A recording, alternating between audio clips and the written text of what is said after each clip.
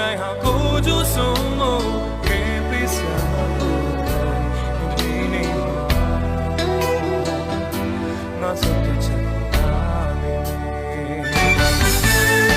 ဆိုင်လိုလေးလိုလေးပဲသူချားခြင်းတင်ရတယ်လိုဒီစပ်ဖို့သိတယ်မဘော်ခီတဲ့စမ်းချောင်းပဲ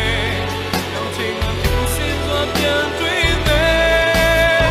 ဆိုင်လိုလေးလိုလေးပဲသူချားခြင်းတင်ရတယ်လိုဒီစပ်ဖို့သိတယ်လို့ရှင်မဘော်ခီတဲ့စမ်းချောင်းပဲတော့ချိန်မှသူစစ်သွားတွေ့ကြမယ်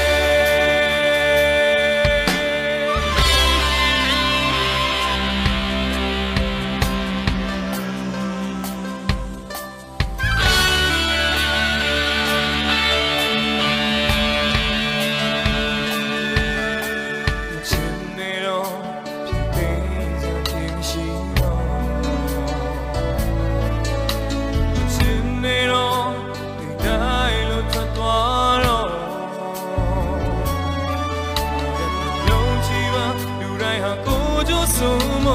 ခဲ့ပေးစရာကိုခံနေနေမှာငါဆုံးဖြတ်ချက်